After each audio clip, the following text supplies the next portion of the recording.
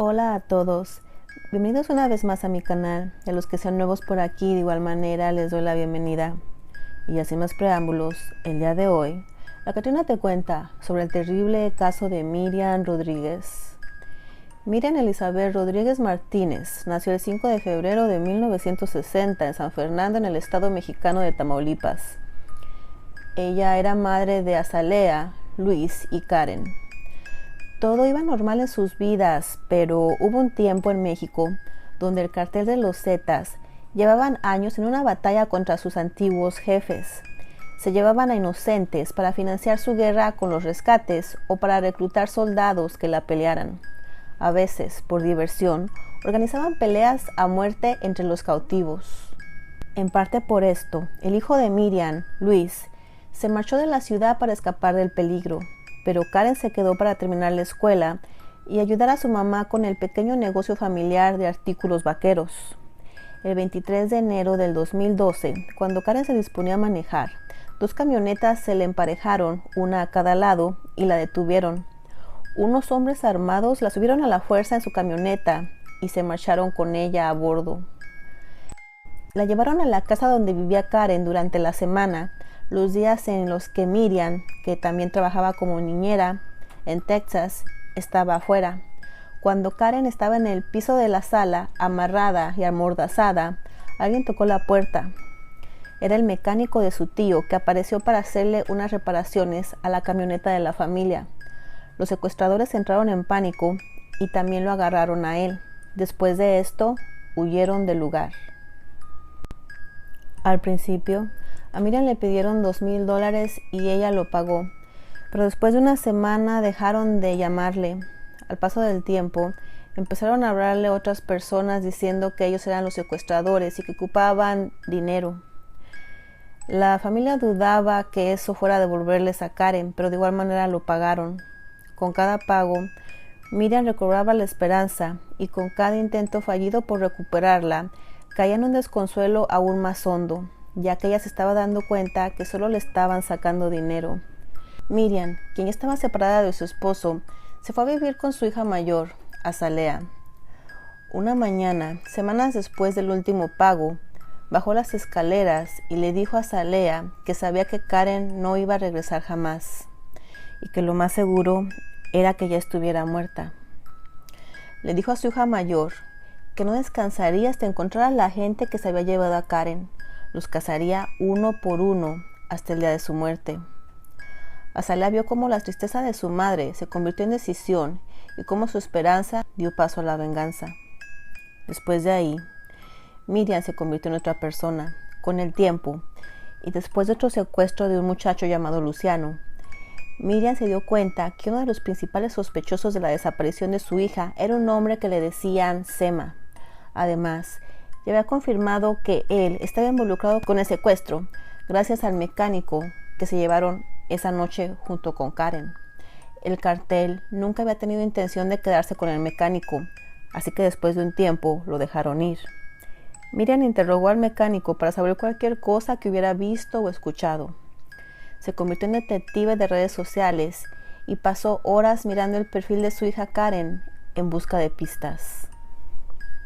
Una mañana, Miriam descubrió una foto en Facebook con la etiqueta de ese mismo nombre, Sama. Junto a él, en la imagen, apareció una muchacha con el uniforme de una nevería de la ciudad de Victoria, a 2 horas de ahí. Miriam vigiló la tienda durante semanas hasta que se aprendió de memoria el horario de la joven y esperaba cada cambio de turno a que apareciera Sama. Cuando por fin lo hizo, ella siguió a la pareja a su casa y tomó nota de la dirección. Pero para obligar a que la policía hiciera algo, necesitaba más que una ubicación. Necesitaba un nombre, y para conseguirlo tenía que acercarse más. Se cortó el pelo y se lo tiñó de rojo encendido para que Sama no la reconociera. Luego se puso un uniforme con una identificación que pareció oficial. Pasó gran parte de un día haciendo una encuesta falsa en el barrio hasta que consiguió los detalles básicos de uno de los secuestradores de su hija. Acudió a las autoridades locales, estatales y federales, pero nadie la ayudó. Iba a todas partes con sus archivos, de puerta en puerta, tratando de conseguir quien la ayudara. Al final, consiguió un policía federal que accedió a ayudarla. Pero para cuando el gobierno giró una orden de aprehensión, Sama ya se había fugado. Después de esto, Miriam redobló sus esfuerzos para identificar al resto del grupo y poco después tenía fotos de Sama posando junto a los demás. Y luego, de pura casualidad, el tal Sama apareció. Era el día en que se celebraba la independencia de México, el 15 de septiembre del 2014. Luis, el hijo de Miriam, estaba cerrando su negocio en Ciudad Victoria para ir a las celebraciones. Había un último cliente, un joven delgado que miraba unos sombreros. Luis dejó lo que estaba haciendo para ir a ayudarlo y se dio cuenta que era Sama. Él llamó a su mamá y lo siguió, con cuidado de no perderlo antes de que llegara la policía. Cuando lo detuvieron en la plaza principal, Sama pataleó y gritó, y dijo que él estaba enfermo del corazón. Ya en custodia, completó los detalles que faltaban en la investigación de Miriam y dio los nombres y ubicaciones de algunos de sus cómplices. Uno de ellos, Cristian José Zapata González, apenas tenía 18 años cuando la policía lo atrapó e incluso para los estándares del cártel era alguien bastante joven. Estuvo asustado durante el interrogatorio. Cuando Miriam se encontraba fuera de la sala donde lo tenían, el adolescente preguntó si podía ver a su mamá. Decía que tenía hambre. Miriam, conmovida, entró y le dio a este muchacho su comida, que era una pieza de pollo frito, y luego fue a comprarle una coca para también dársela. Al volver, el agente la miró y le preguntó qué es lo que le pasaba por la mente. Y ella dijo que como quiera es un niño, no importa lo que haya hecho, y yo como quiera soy una mamá. Así lo dijo ella. También agregó lo siguiente: ahorita que lo vi, es como si fuera mi propio hijo. Así que tal vez este muchacho, al ver la amabilidad de Miriam, él les dijo todo. Dijo que estaba dispuesto a llevarlos al rancho donde los mataron, donde deberían estar enterrados aún todos los cuerpos. Así que, después de esta confesión, él los llevó al terreno donde se encontraban decenas de cuerpos enterrados. Al llegar al lugar, Miriam escarbó en los restos abandonados por los secuestradores y espeluznantes manchas en mesas sucias, huesos de distintos tamaños, algunos apenas eran astillas. Ella también miró el nudo corredizo de una horca colgada de la rama de un árbol retorcido. Se quedó helada cuando encontró una pila de pertenencias personales. Una bufanda que había sido de Karen y un cojín del asiento de su camioneta estaba cerca de la parte superior. Los forenses dijeron que Karen no se encontraba entre las decenas de cuerpos que habían identificado en el rancho. Pero Miriam disputó el análisis del gobierno, y con razón. Al año siguiente, un grupo de científicos encontraron un fragmento de fémur que pertenecía a su hija. Por obvias razones, la angustia se convirtió en ira. Miriam se puso en contacto con Elvia Betancourt, a quien conocía desde que era una niña. Elvia había sido abandonada por una prostituta de un burdel local y Miriam solía regalarle la ropa usada de Karen. Ella descubrió que Betancourt tenía una relación sentimental con uno de los secuestradores. Así que Miriam esperó durante semanas afuera de la cárcel a la hora de visita para ver si Elvia llegaba a visitar a este individuo, hasta que por fin apareció. La policía llegó y la detuvo y después descubrió que algunas de las llamadas para pedir rescate de Karen habían sido hechas desde la casa de Elvia. Con el pasar de los meses, Miriam siguió encontrando pistas del caso de su hija, pero el rastro se iba haciendo más tenue. Algunos de los culpables estaban muertos, otros en prisión. Los que seguían libres intentaban hacerse una nueva vida, ya sea como taxistas, repartidores de gas, o en el caso de Enrique Joel Rubio, como un cristiano renacido. Miriam fue a Aldama, un pueblito de 13,000 habitantes y visitó a la abuela de este muchacho. Con un suspiro, la anciana le dijo que el chico siempre anduvo en problemas, pero que al menos ahora iba a la iglesia. Así que Miriam comenzó a asistir a las reuniones religiosas y ahí lo encontró. Cuando la policía llegó y lo detuvo dentro de la iglesia, los feligreses apenas podían creerlo. Uno le pidió clemencia a Miriam y Miriam se rió y le dijo: ¿dónde estaba su compasión cuando mataron a mi hija? El esposo de Miriam se convirtió en otra persona después de la desaparición de Karen. Alguien que solía ser alegre, ahora rara vez salía de la casa. Poco a poco se fue transformando, tanto física como emocionalmente, hasta que sus hijos apenas lo reconocían. Pero para Miriam, la búsqueda de justicia era un escape al dolor de la pérdida de su hija. Sin embargo, su campaña pública no solo amenazaba a unos cuantos secuestradores, amenazaba el supuesto orden de las cosas en San Fernando.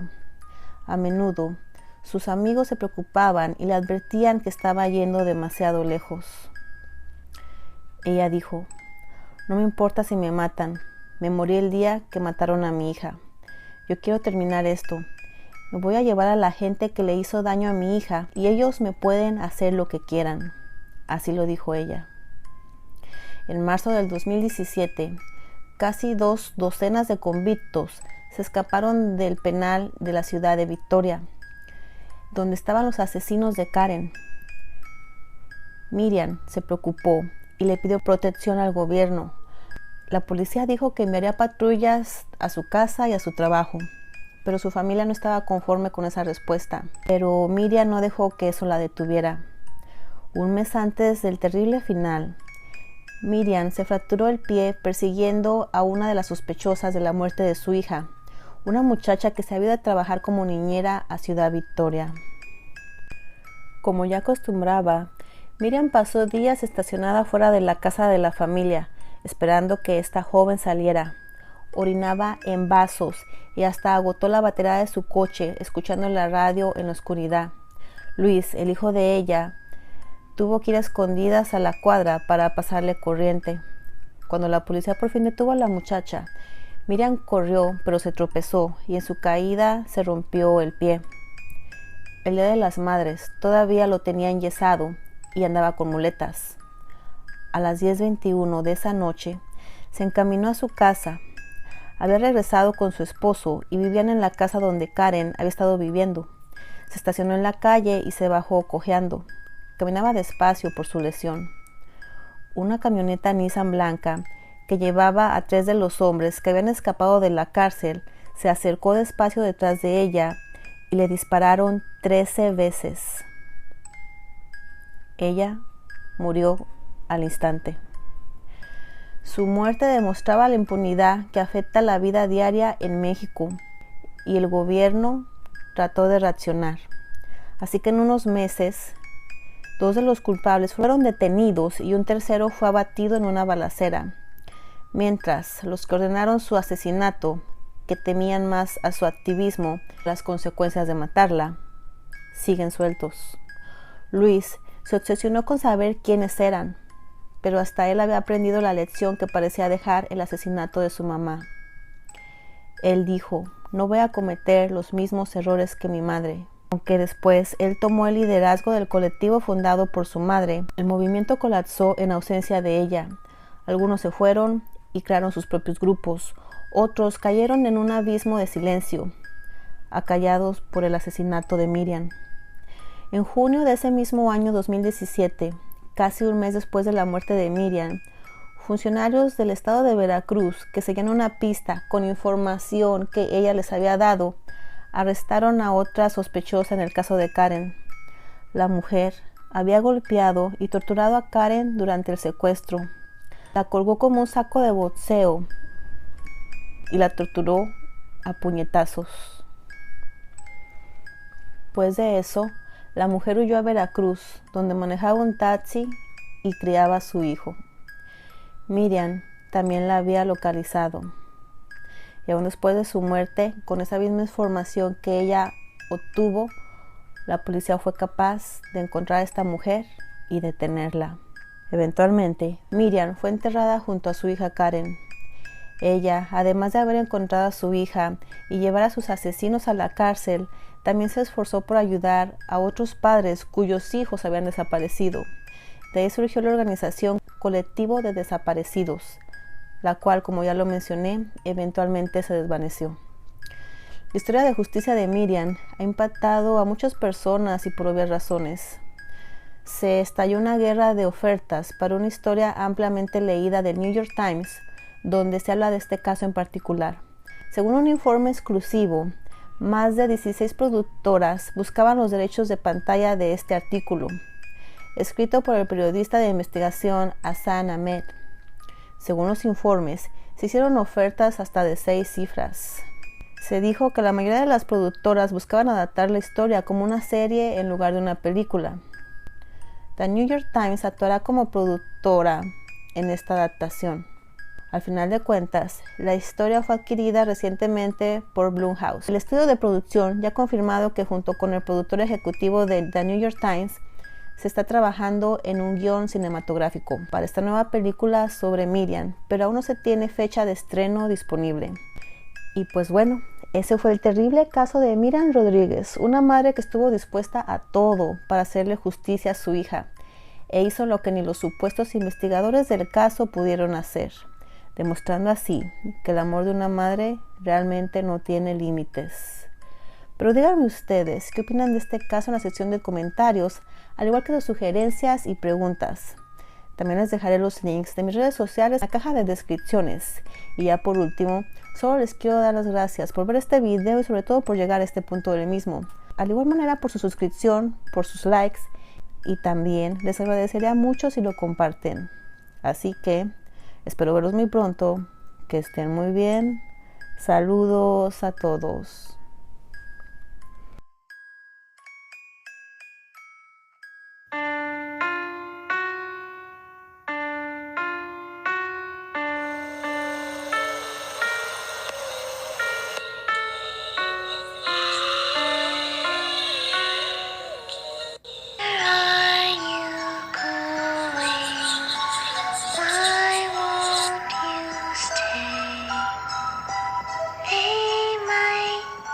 Scared of you, but I just want to play.